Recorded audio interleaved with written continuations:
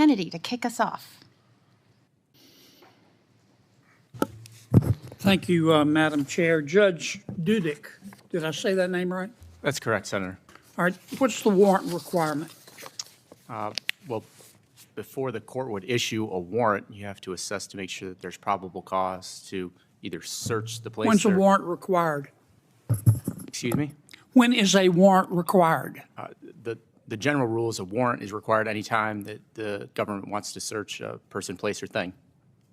Could you speak into the mic? Oh, I'm sorry, Senator. Yeah, I said the backdrop rule is that a warrant is required anytime the government wants to search a person, place, or a thing.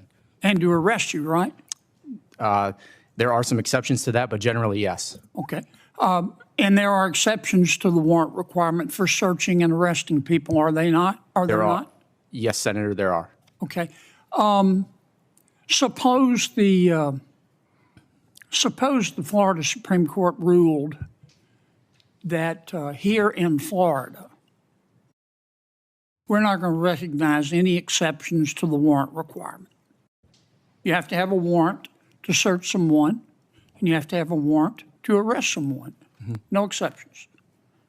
Can the Florida Supreme Court do that? Well, hey, everyone. Welcome back to the channel, Liberty No Apologies News. If you care about the Constitution, if you believe in limited government, and if you want judges who actually understand the law they're supposed to uphold, then you're going to want to stick around for this one. And hey, before we dive in, hit that subscribe button and turn on the bell notifications. We're exposing the truth, one video at a time, and big tech isn't going to promote content like this. So we need you. So what did we just witness here? Senator John Kennedy, God bless him, did what too few in Washington do these days. He held so-called judges accountable during a confirmation hearing. You'd think that someone applying for a federal bench position would know the basics of the Fourth Amendment. But apparently, that's too much to ask. Let's break this down. Kennedy kicks things off by asking Judge Dudik about the warrant requirement. Easy stuff, right? Fourth Amendment 101. The government needs a warrant to search you, your home, your property, unless specific, limited exceptions apply. Now listen, Dudik does get that part mostly right. But when Kennedy throws a curveball, a hypothetical about Florida not recognizing any exceptions to the warrant requirement, that's when things go off the rails.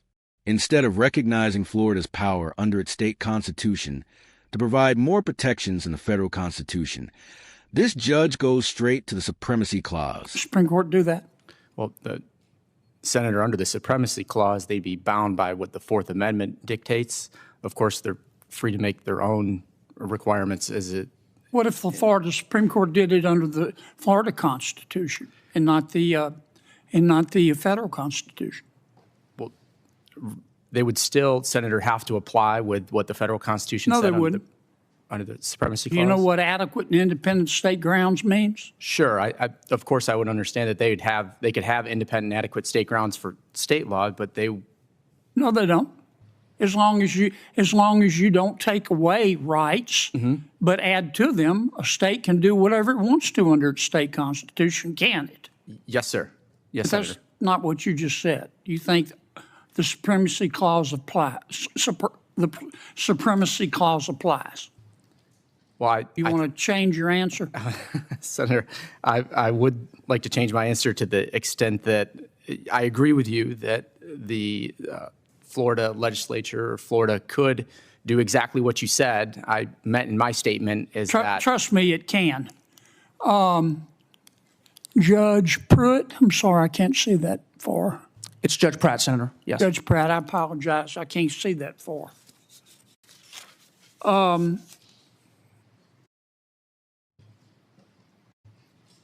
Can a state legislature pass a law that discriminates against a group of people over another group of people for inferior treatment? Well, Senator, the federal Constitution and the state Constitution both contain protections against various forms of discrimination. But can a state legislature say this group, we're going to treat this group of people differently than another group of people? So I think, Senator, an example where a legislature Tell could me first if a court, if a state can do that. Yes, a state can, for example, require a driving age which discriminates on the basis of age. To say, for example, When can a state? Really? That answer is flat wrong, and more importantly, it's dangerous.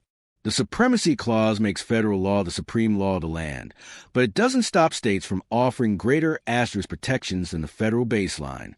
It's called the doctrine of adequate and independent state grounds.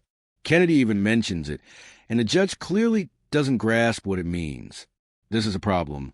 Folks, these judges, many of them Biden nominees, are being pushed through the system with inadequate knowledge of our constitutional framework. We have a judge changing his answer mid-hearing just to agree with a senator after being corrected. That should concern every American, regardless of your party. Let me be clear. The Constitution was designed to limit federal overreach. States are supposed to be laboratories of liberty. If Florida wants to protect its citizens from unreasonable search and seizure more strictly than the federal government does it can, it should. That's not just a technicality. That's federalism, the cornerstone of our republic. But these judicial nominees, they seem more concerned about aligning with centralized power than respecting state sovereignty.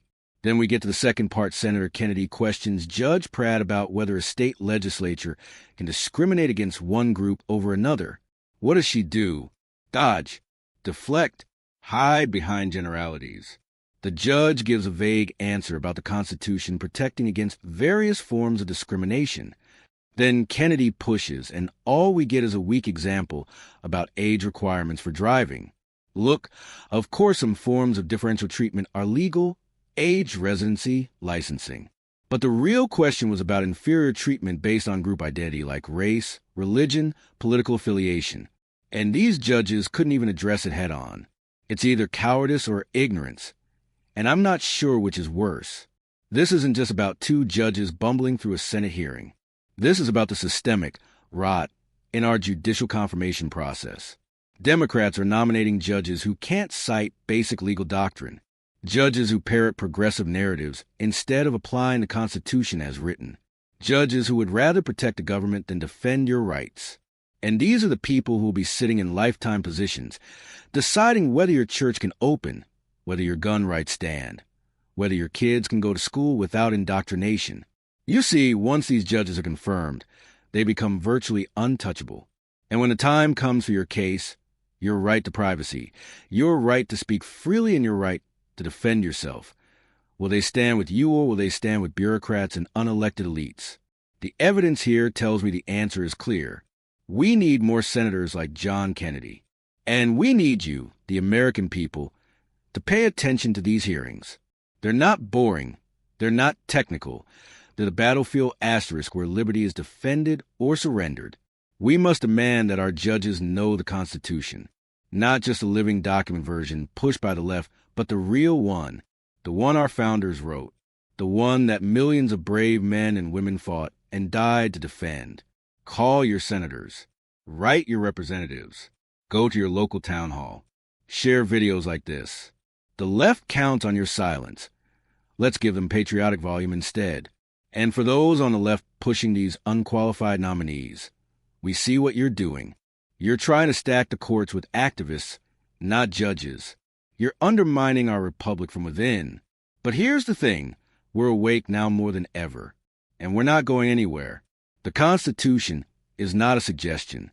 It's the supreme law of the land. And if you're going to sit on the bench, you better know what it says and, more importantly, what it means. If you agree with that, hit that like button, subscribe, and share this video with every Constitution-loving American you know. Until next time, stand strong, stay free, and keep America first.